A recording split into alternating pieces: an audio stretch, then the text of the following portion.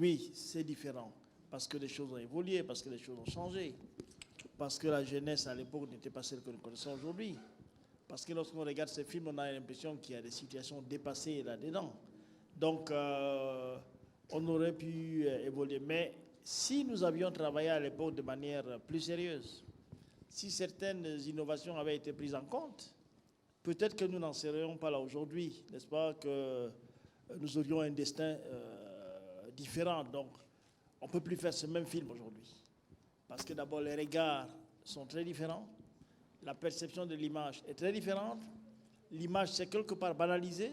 Quand vous regardez un de vos films qui est passé 5 ans, 10 ans plus tôt, vous regardez un bout, mais vous ne pouvez pas regarder tout, parce que le rapport a totalement changé, même si c'est très émouvant de revoir ce film, et surtout dans cette salle, parce qu'avant la projection, j'ai vraiment été pris d'émotion là, de revoir certaines personnes ici qui me rappellent d'autres, qui me rappellent leurs parents, qui me rappellent leurs compagnons, qui me rappellent des choses comme cela.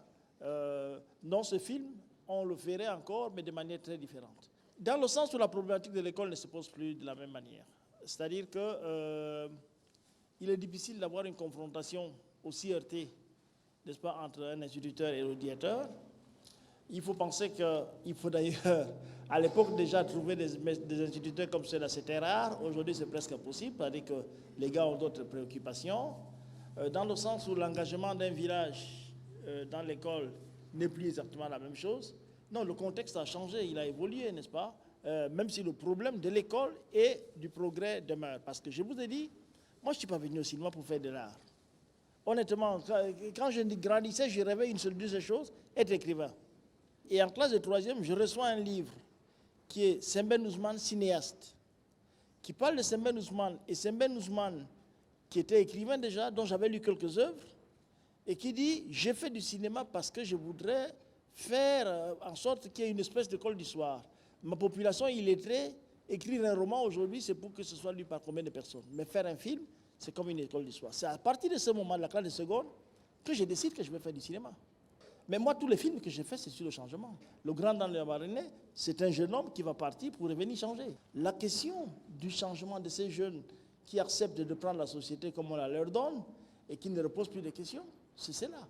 Mais moi, c'était un outil politique, n'est-ce pas? Et Lazare qui est là, ils arrivaient certainement un peu après moi, mais il connaît tout mon engagement politique. Sûrement, je vais lui passer la parole. Voilà, il connaît tout mon engagement politique. Parce qu'il a tellement de choses à dire. Oui. Ah, mais ça me donnerait pas qu'il en ait. La grève qui ramène la licence à 3 ans, c'est moi qui la dirige à l'université. Mais tout cela, c'était dans une même logique. Et à un moment, je me dis, on est dans le parti unique. Je fais des chroniques à la radio, d'accord, mais tous les 6 mois, Djerba et moi, on est censurés. Et alors, comment je fais, j'ai ma malade. Comment je fais donc pour être maître du navire que je veux faire naviguer? Et c'est là où je me dis, j'écris des livres, et j'ai eu la chance, dès la classe de terminale, d'être dans les 10 lauréats de la meilleure nouvelle de langue française, et immédiatement après, parce que heureusement à notre époque, nous n'étions pas nombreux qui pouvions écrire un scénario construit. Moi, ce scénario, je l'ai mis à la poste, hein, à la poste de Yaoundé Centrale, ici, pour qu'il aille à Paris prendre l'argent à la francophonie, au ministère de la Coopération, pour prendre l'argent à l'OIF.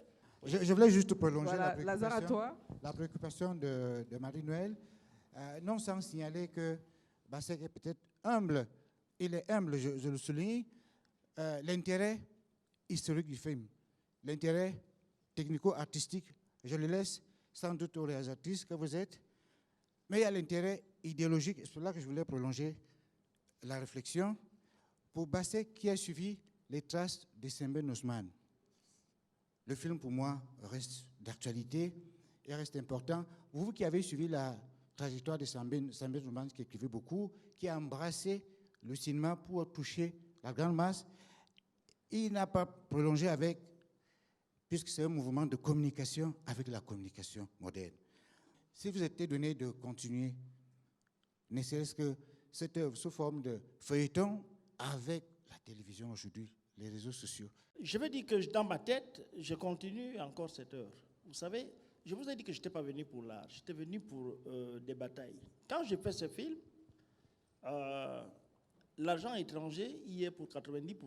C'est-à-dire que je voudrais ici remercier tous mes camarades, à la fois ceux qui sont décédés, ceux qui sont là, et leurs enfants qui sont là, leurs épouses qui sont là et tout, parce que nous avons tourné dans des conditions spartiates.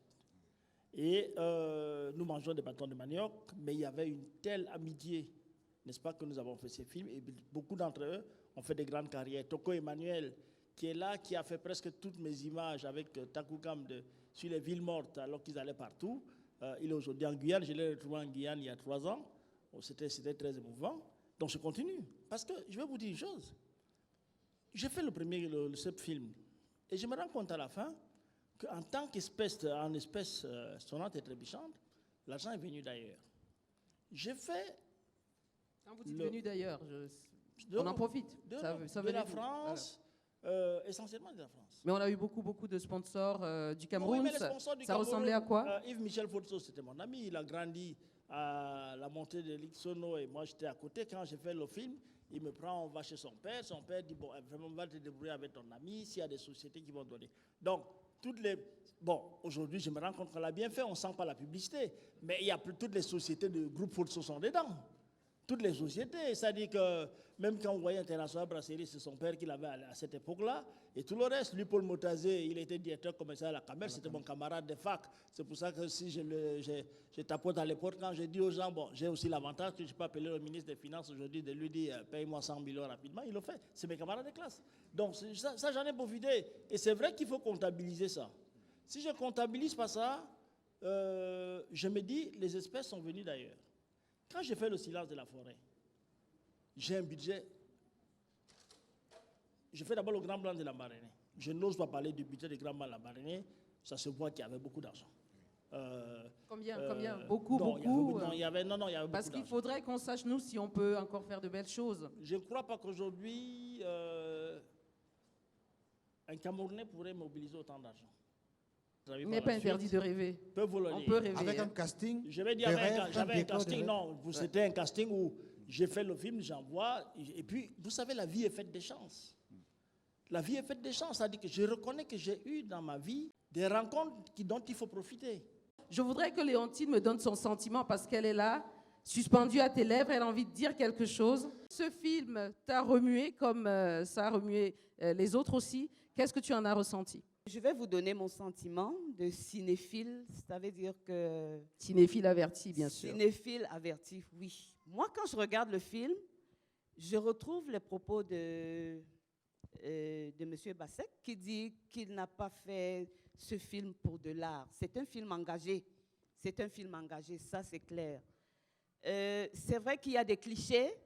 Je vois des jeunes dans la salle qui certainement ne se reconnaissent pas dans ces scènes à l'école. Mais moi, je crois que pour nous qui avons plus de 40 ans dans la salle, c'est très significatif. Les méthodes de punition, le directeur qui a vraiment un charisme, ça, il faut le souligner. Le directeur, il est tout puissant. Il tient plusieurs salles de classe en une seule. Donc, c'est un personnage vraiment très, très fort.